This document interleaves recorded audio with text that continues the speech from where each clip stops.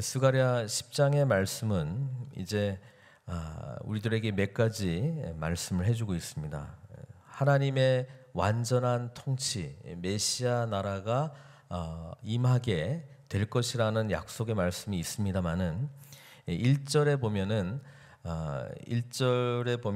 우리가 끊임없이 그것을 위해서 하나님께 구해야 된다. 그러니까 메시아 나라의 온전한 통치가 이루어지기 위한 몇 가지 전제 조건들이 있는데, 지금 하나님께서 그 흩어졌던 이스라엘 백성들을 다시 이제 모아 주실 뿐만 아니라 이전에 그 놀라운 그 하나님 나라의 통치를 회복시켜 주실 것인데, 1절에 보니까 기도가 필요하다는 것을 말씀해 주고 있습니다. 이 기도는 그냥 기도를 열심히 해라라고 하는 그런 의미보다는 마음에 있는 모든 우상들을 버리고 하나님 아니면 안 된다라고 하는 그런 간절함으로 기도할 것을 말씀해 주고 있다는 것이죠.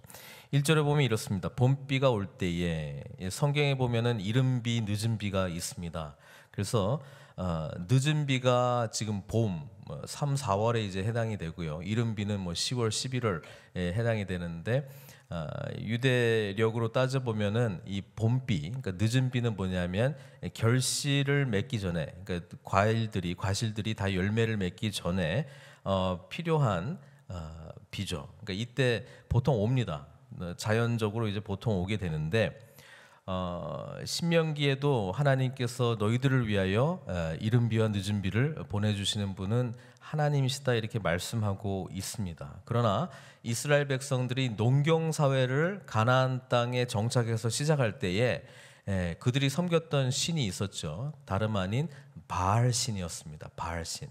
바알이 농경의 신이었고 또 비를 내리게 해주고 하는 그런 것이 있었습니다. 그래서 제사를 드릴 때에 그 아주 성적으로 타락한 그런 모습들을 보면 그 바알 신이 이제 그 흥분해가지고 이제 비를 내려준다라고 하는 그런 생각들이 있었습니다. 그래서 농경 사회에 잘 맞는 이 바알 신의 이스라엘 백성들이 많이 무너졌죠. 그래서 하나님께서 지금 1절에 보면은 봄비가 올 때에 여호와 곧 구름을 일게 하시는 여호와께 비를 구하라 라고 하는 이 말씀은 이전에 가지고 있었던 모든 우상과 관련된 모든 것들을 전부 제거하고 전적으로 하나님 아니면 안 된다라고 하는 것을 기도로 의지하라라고 요구하고 있는 것입니다. 무리에게 소낙비를 내려서 밭의 채소를 각 사람에게 주시는 분은 하나님이시다는 거예요. 그래서 2절에 보면 드라빔은 작은 이제 우상과 같은 것이거든요. 그리고 하나님의 뜻이 무엇인지, 뭘 원하신지 점칠 때도 사용을 했고요. 우상 숭배의 대상이었습니다. 드라빔들은 허탄한 것을 말하며, 복술자, 그렇죠. 복술자들도 진실하지 않는 것을 보고 거짓 꿈을 말한즉. 하나님만이 오직 진리입니다. 하나님을 통해서 주시는 말씀만이 우리들에게 유일한 진리입니다. 그런데 보여지는 것들, 드라빔이나 복술자, 들려지는 그런 말들을 통해서 사람들은 자기가 듣고 싶은 것들을 듣고 또 그것을 잘 알고 그런 말들을 해주는 것이죠. 그럴 때에 거짓 꿈, 하나님의 꿈이 아닌 다른 것들을 우리 마음속에 이제 꾸게 된다는 것이죠. 그리고 하나님 아닌 다른 것들로 우리가 마음의 위로를 받는다는 것이죠. 그 위로가 헛되다. 2절 말씀은 분명하게 말씀하고 있습니다. 왜 이렇게 되느냐? 다름 아닌 리더십의 부재, 리더들이 제대로 서 있지 못하기 때문에 이런 일들이 일어났다. 성경은 그렇게 말씀하고 있죠. 백성들이 양같이 유리한 이유가 목자가 없으므로 곤고를 당했다. 이렇게 이야기를 하고 있습니다. 북이스라엘, 남유다 갈라지고 난 이후에 사실 그 왕들이 어떻게 하나님과 관계를 맺었느냐, 제대로 된 관계를 맺은 사람들에게는 백성과 나라가 곤고히 쓰고 또 이방 대적들로부터 승리를 하는 그런 역사를 주었지만, 하나님 앞에 온전히 나아가지 못한 자들, 그런 하나님과의 관계가 깨어진 왕들을 보면 악하다고 평할 뿐 아니라 그 나라 백성 전체가 그런 곤고를 당하는 그런 역사들을 우리가 구약 성경을 통해서 많이 읽을 수 있습니다. 그래서 3절에 우리 하나님께서 이렇게 스가랴 선지자를 통해서 말씀하죠. 내가 목자들에게 노를 바라며 내가 숫염소들을 벌하리라. 그러니까 지금 리더십들을 향해서 지금 책망하고 있는 말씀을 하고 있습니다. 그러면서 뭐라고 이야기하시냐면 만군의 여호와가 그 무리 곧 유다 족속을 돌보아 그들을 전쟁의 준마와 같게 하리니, 심판 이후에 또다시 하나님께서 유다 족속을 통해서 회복시켜 주실 것이라고 하는 약속의 말씀도 같이 있다는 것입니다. 우리 하나님은 우리를 위하시는 하나님이시기 때문에 우리가 하나님 앞에 온전하지 못한 모습으로 나아갈 때에 잘못된 부분들에 대해서는 반드시 심판을 하십니다. 왜? 회복시켜야 되기 때문에 심판하시는 거예요. 다시 일으키시기 위해서 우리를 심판하실 수밖에 없는 거예요. 잘못된 것을 잘못되었다라고 지적하시고 책망하시고 그 부분에 대한 대가를 지불하지 않고서는 이 공의의 하나님께서 우리들에게 참된 하나님의 은혜를 경험할 수 있게 하실 수 없다는 것이죠. 그러니까 하나님께서 우리를 사랑하시기 때문에 징계를 내리시는 것이죠. 그래서 3절에 보면은 리더십들에 대한 심판과 함께 또 유다 족속들이 전쟁의 준마와 같이 될 것이다라고 하는 그런 회복의 말씀이 같이 있는 것을 보게 됩니다. 이어서 4절에 계속해서 그 황폐해졌던 유다 족속들 전체가 하나님께서 그들을 다시 일으켜 줄 것이라고 하는 회복의 메시지가 이어서 나타납니다. 모퉁이 돌이 그에게서, 그렇죠? 우리 주님을 우리 모퉁이 돌로 또 그렇게 비유하고 있지 않습니까? 그러니까 모퉁이 돌이 그에게서, 말뚝이 그에게서, 싸우는 활이 그에게서, 권세 잡은 자가 다 일제히 그에게서 나와서. 그러니까 스가랴 선지자가 분명하게 이스라엘의 온전한 회복 그리고 참된 메시아가 오게 될 때에 유다 지파를 통해서 하나님께서 주실 것이다. 그 약속이 지금 분명하게 기록이 되어 있다는 것입니다. 싸울 때 용사같이 거리의 진흙 중에 원수를 밟을 것이라 여호와가 그들과 함께한즉. 우리 주님께서 유다 지파에서 나오셨잖아요. 근데 우리 주님의 이름이 뭐였습니까? 이름을 뭐라고 지으라고 했습니까? 임마누엘로 지으라고 했습니다. 근데 지금 5절에 여호와가 그들과 함께한즉이라고 하는 그 표현이 있지 않습니까?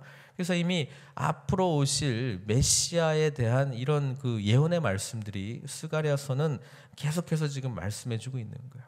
우리 주님께서 우리들에게 완전한 통치를 주실 때에 그분은 우리와 함께 하시는 그 하나님으로 오시겠다라고 하는 약속입니다. 6절에 보면은 유다 지파를 일으키시는 이 역사가 비단 유다 지파에게만 국한된 게 아니고 6절에 보니까 내가 유다 족속을 견고하게 하며 요셉 족속을 구원할지라. 유다 족속, 요셉 족속이 따로 있다기보다는 유다는 남유다를 대표했다면, 그렇죠? 요셉은 북쪽 에브라임, 므낫세, 그러니까 북쪽 이스라엘을 대표하는 것이죠. 그러니까 남북 이스라엘의 그 황폐했던 아수르에게 멸망했던 그 북이스라엘도 다시 회복시켜 주실 것이라는 거예요. 이 말씀은 전에 우리가 에스겔서 공부할 때도 동일한 말씀이었습니다. 마른 뼈들의 환상, 마른 뼈들이 나중에 그 영적 군사가 됐다는 것, 그 다음에 그 이후에 그 막대기 2개를 모으잖아요. 그러니까 하나님께서 그냥 지금 직면하고 있는 그 북이스라엘은 이제 멸망한 지 뭐 100년도 훨씬 넘었는데 하나님께서 이제 바벨론으로부터 멸망하게 될 유다만 회복시켜 줄 것이다. 그게 아니고 이제 이전에 멸망했던 북이스라엘도 다시 회복시켜 주셔가지고 처음부터 하나님께서 하나님의 백성으로 삼으시려고 했던 그 신실하신 약속의 기초에서 모든 것을 원상태로 돌려주실 것이다. 이게 우리 하나님의 마음이라고 하는 거예요. 그러니까 하나님께서 우리를 회복시켜 주실 때 우리만 회복되는 게 아니에요. 우리를 통해서 우리 가정 또 우리와 연결되어 있는 모든 사람들의 영적 회복이 메시아가 통치하시는 그 나라가 이루어질 때 이루어진다는 거예요. 그러니까 이러기 위해서 1절로 다시 돌아갑니다만은 다른 것 의지하지 말고 오직 주님만, 하나님만 의지하는 그 믿음이 우리에게 필요할 것이라는 거예요. 그래서 6절 이어서 7절에 에브라임이 용사 같아서, 그렇죠? 포도주를 마심같이 마음이 즐거울 것이요 그들의 자손은 보고 기뻐하며 여호와로 말미암아 마음에 즐거워하리라. 하나님의 통치와 회복이 이루어지게 되면 우리들에게는 기쁨, 하나님께서만 주실 수 있는 진정한 하늘의 기쁨이 우리 심령 가운데 가득할 것이다, 이렇게 말씀하고 있습니다. 그래서 이어서 8절 9절 계속해서 나오는 게 뭐냐면 이 메시아 나라가 도래하게 될 때에 주시는 하나님 나라의 기쁨에 대해서 지금 노래를 하고 있습니다. 10절 11절 보려고 하는데요. 이 하나님의 이 이스라엘 백성들을 회복시켜주는 역사가 마치 우리 창세기 다음에 출애굽의 이야기하고 비슷하다, 아니 똑같다, 지금 말씀해주고 있는 거예요. 그래서 바벨론으로 끌려갔던 이스라엘 백성들, 그리고 바벨론이 멸망하고 페르시아가 지배하고 있는 이 시점에서 이스라엘 백성들이 다시 그 본토로 돌아오게 되는 역사가 마치 출애굽했던 이스라엘 백성들과 같은 제2의 출애굽을 지금 비유하면서 말씀해주고 있는 것입니다. 그래서 출애굽기의 역사가 사실 하나님께서 우리를 어떻게 구원하시는가에 대한 분명한 이야기를 해주고 있다는 것이죠. 이방 민족으로부터 억압받았던, 우리도 세상 가운데 억압받았던 자들이 이제 하나님께서 모세를 보내주셔가지고 인도해 주셨던 것처럼 이제 우리에게는 예수님을 보내주셔가지고 뭐예요? 하나님의 백성으로 삼아 주신다라고 하는 것이죠. 그 약속을 다시 한번 기억하면서 10절 11절은 이렇게 이야기를 하고 있습니다. 내가 그들을 애굽 땅에서 돌아오게 하며, 그러니까 이게 출애굽 시기에 애굽에서 돌아오게 하며를 지금 아수르에서부터 모으고, 이게 그 북이스라엘, 요셉 지파로 지금 지칭하고 있는 북이스라엘이 멸망했는데 아수르에서부터 모으고 길르앗 땅과 레바논으로부터 그들을 이끌어 가리니 그들이 거할 곳이 부족하리로다.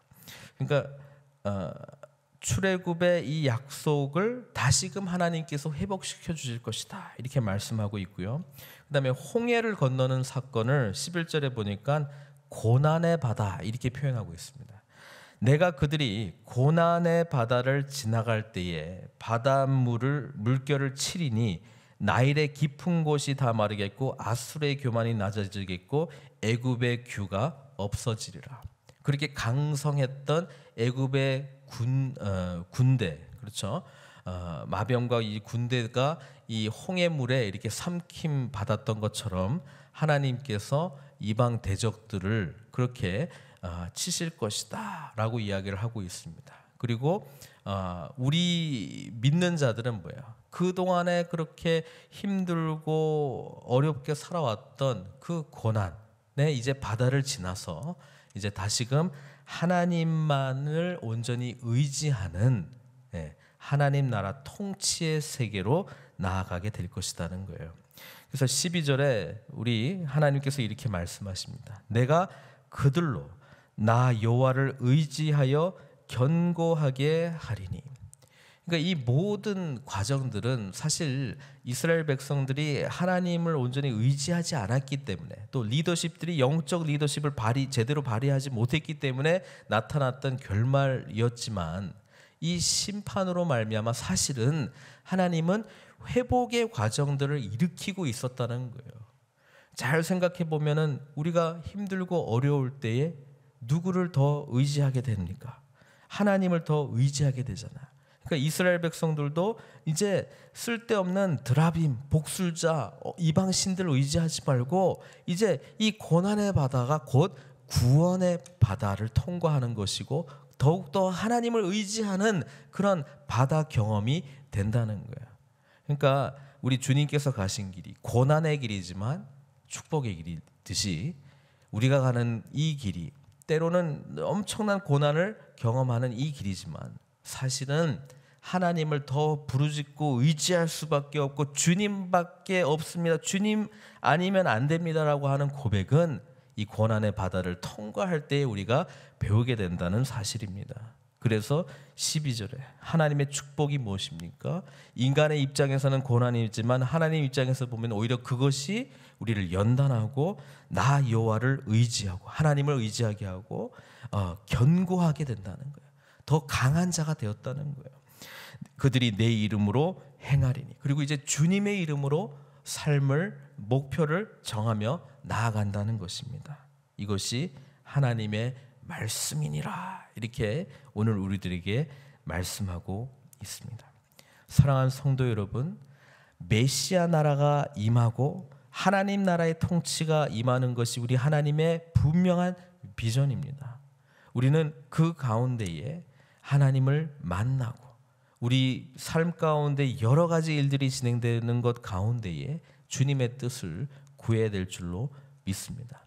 하나님은 언제나 우리를 회복하시고 예수 그리스도께서 참된 주인으로 되시는 그 삶을 향해서 우리를 언제나 인도하고 계시다라고 하는 그 믿음 속에 오늘도 주님의 말씀 붙드시고 승리하시는 저와 여러분들 되시기를 주님의 이름으로 축원드립니다. 기도하시겠습니다. 사랑의 하나님, 감사드립니다. 주님께서는 연약한 우리들을 회복시켜 주시고 다시금 하나님 나라의 그 통치 가운데 우리 주님께서 주인이 되시는 그 삶으로 우리를 늘 인도하고 계심을 말씀을 통해서 깨닫게 됩니다. 주님, 다른 것 의지하지 아니하고 오직 주님만 의지하는 간절한 기도를 통하여 주님과 깊은 교제를 이루는 저희들 되게 하여 주시고, 주님 나라가 임한다는 것은 엄청난 기쁨이다.